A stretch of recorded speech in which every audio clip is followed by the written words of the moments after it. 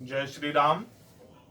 लोकाभिरामम रणरंगधीरम राजीव नेत्रम रघुवंशनाथम कारुण्य रूपम करुणाकरम ते श्री रामचंद्रम शरणम प्रपद्ये। जय श्री राम सभी भारतवासियों को। मैं आज परमादरणीय नंदी बाबा जी के साथ में इन्हीं के निवास स्थान पर और बाबा जी के आदेशानुसार बाबा जी का आदेश हुआ कि अपने विचारों को व्यक्त करें, तो मात्र मैं 2 मिनट के अपने विचार कहूंगा कि वह संस्कृति भारत की धूमिल कहां हो गई जो मैना माता पार्वती को विदा करते समय संस्कार दिया करती थी। वह संस्कार हमारी बेटियों में, बहुओं में कहां चले गए?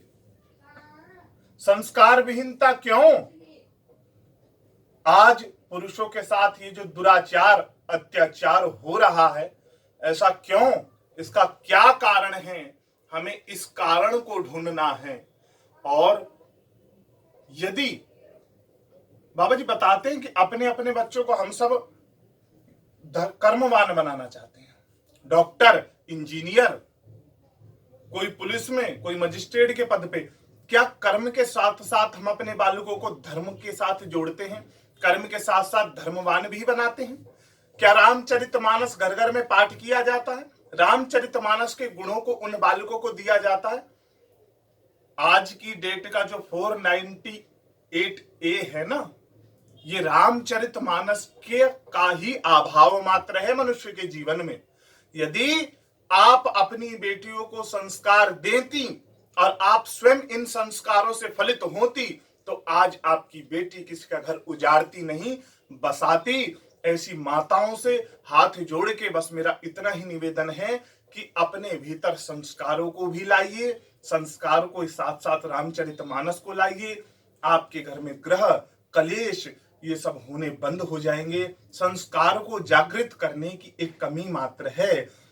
आज जितने अनाथ आश्रम खुले हैं, वृद्ध आश्रम खुले हैं, मदर डे बाबा जी बताते हैं कि मनाया जाता है। अरे मदर डे पूरी दुनिया मनाती है, तो ये बूढ़ी माएं जो आश्रमों में पड़ी हैं, ये भी तो किसी की माँ हैं, ये भी तो किसी की माताएं हैं।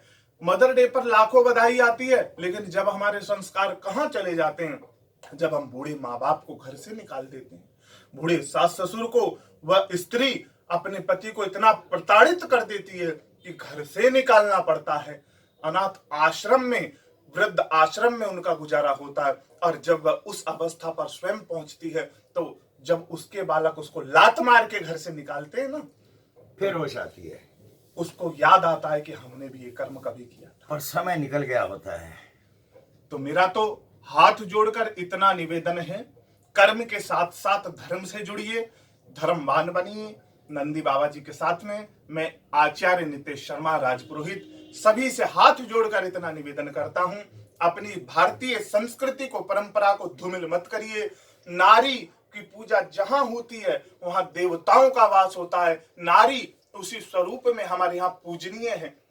नारी हमारे यहाँ सर्वप्रथम पूज्य है। नारी का स्थान हमारे यहाँ बड़ा उच्च वेदों और शास्त्रों में बताया है। वो भी तो एक नारी थी जिसने 7 हत्याएं प्रेमी के साथ मिलकर कर दी। कारण संस्कारहीनता। ये जितनी भी संस्कारहीन नारियां हैं, ऐसे शब्द का इस्तेमाल तो मैं नहीं आपके प्रति कर सकता, मेरे संस्कार ऐसे नहीं हैं कि आप जो जो करती हैं। बस निवेदन इतना है कि सुधर जाइए, नहीं 4 अप्रैल को बाबा जी आ रहे हैं आपको जवाब देने के लिए। जय हिंद। जय हिंद। जिस घर में नारी का सम्मान नहीं होता, उस घर में लक्ष्मी का वास नहीं होता। जिस घर में पुरुष का सम्मान नहीं होता, वहां नारायण नहीं होते, और जहां नारायण नहीं होते वहां लक्ष्मी भी नहीं होती। जय हिंद साथियों।